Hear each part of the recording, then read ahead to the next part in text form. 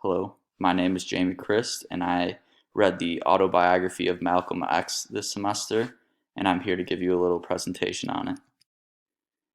A little bit about the book. It was written by Malcolm X and Alex Haley. The period discussed in the book is Malcolm's lifetime, which is 1925 to 1965. It's a nonfiction primary source of the life of Malcolm X, and it was published in 1965, which is the same year Malcolm X was assassinated. He was born in Omaha, Nebraska, and he is one of seven children. His family moved to Lansing, Michigan in 1929, and Malcolm saw a lot of racism from an early age. A white supremacist group actually burned down their house. Malcolm's father, Earl, worked for Marcus Garvey's UNIA, and he was murdered by white men who did not support black nationalist group. His dad's death was ruled a suicide by the life insurance company, so his family had to live off welfare, and this did not go well for Malcolm's family. After Malcolm's mom was sent to a mental hospital, he was sent to live with a white foster family named the Swirlins. He said he felt like a mascot or pet at the Swirlins. He moved to Boston in 1941 with his half sister Ella in the Roxbury Hill neighborhood. Malcolm really enjoyed dancing, and this led him to Sophia, a white girl that Malcolm liked to use as a status symbol. Malcolm got a job and washed dishes on a train and got fired for being too aggressive with the passengers. Malcolm's friend Sammy gave him the idea of using his ID from the train company to get on the train for free and sell drugs on the East Coast to his musician friends. Malcolm pulled a gun on the train and got himself banned, so he did not have a hustle anymore. So him, his friend Shorty, and a guy named Rudy decided to start robbing homes in white neighborhoods with the help of Sophia and her younger sister. Malcolm was starting to become what people always thought he would become. He was addicted to drugs. He was hustling, as he would say, to support his drug habit and his love for playing the numbers, which was basically a bootleg lottery. Malcolm had been followed by the narcotics unit for a long time while in Harlem, but they could never find the drugs on him, and he always seemed to be a step ahead of them. Malcolm ended up getting arrested for his involvement in the robberies, and he found it interesting how invested the court was in his relationship to Sophia and her sister. He was sentenced to 10 years in prison in 1946. Initially, Malcolm got a reputation for his demeanor in prison and his opposition to religion, and he got the nickname Satan.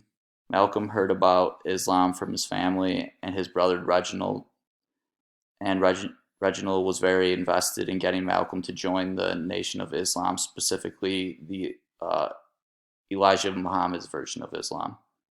Elijah Muhammad's view was essentially that all white people were the devil and they contributed to the downfall of African Americans. Malcolm also began to re-educate himself. He would copy down the dictionary, and he would stay up almost all night educating himself on new words. Malcolm began to side with his religion over his family, and he actually cut ties with Reginald, and that had a very negative effect on Reginald. In 1952, Malcolm was released from prison into the custody of his brother Wilfred. He replaced his last name with the letter X in reference to his unknown African name. Elijah Muhammad appointed Malcolm to be the Detroit Temple's assistant minister, and after gaining Muhammad's trust, Malcolm was sent to be in charge of the Boston and New York temples. Malcolm met his wife Betty in the New York Temple in 1956, and in 1957, Malcolm actually founded Muhammad Speaks, an Islamic newspaper, and in 1959, it got a wild amount of publicity after Black Muslims in America was released. By 1960, the nation of Black Islam had swept across the U.S., and they held massive rallies. The FBI soon became interested in the affairs of the Black Muslims. With the escalated age of Elijah Muhammad, Malcolm became the new face of Islam and African Americans, and he spoke at many rallies and universities. Some of the Black Muslims were unsure about Malcolm, and they thought he was trying to be the new face of Islam. Malcolm had a falling out with Elijah Muhammad after he was suspended for his comments on the assassination of President John F. Kennedy. Malcolm suspected this was their long-time plan anyways. Even with death threats from the black Muslims, Malcolm founded the Muslim Mosque Incorporated in Harlem. Malcolm then decided it was time to make his Hajj to Mecca, which is the Islamic Holy Land, and a Hajj is a pilgrimage that every Muslim is supposed to do. Malcolm's Hajj made him realize the hospitality and kindness all around him. It did not matter the race. He realized the goodness in others and unidentified with the idea that all white people were the devil. The culture around him made Malcolm focus his attention on objecting to the racist culture in American politics. Sadly, on February 21st, 1965, 3 audience members were responsible for killing Malcolm X in Harlem, New York. Thousands attended his funeral, which was also held in Harlem. Interesting sources that I found. There was a journal called The Influence of Malcolm X on Black Militancy from the Journal of Black Studies, and it was written by a Howard University student, Frederick D. Harper.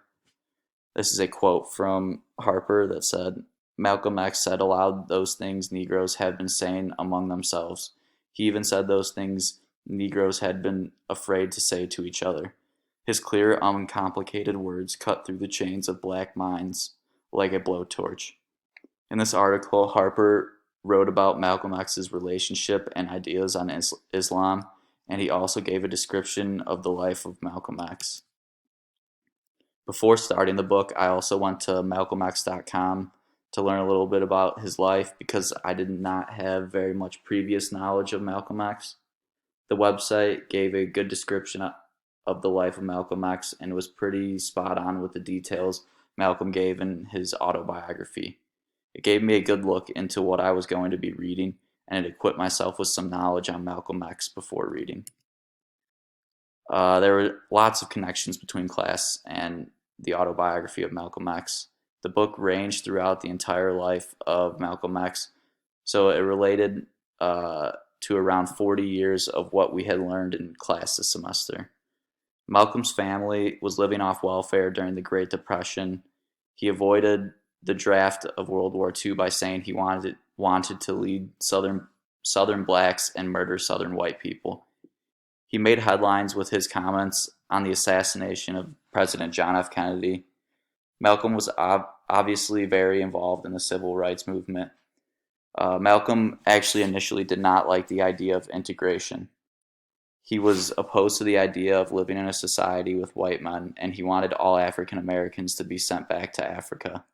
His Hajj changed his mind about white people. This is when he started advocating more from a political standpoint during the civil rights movement.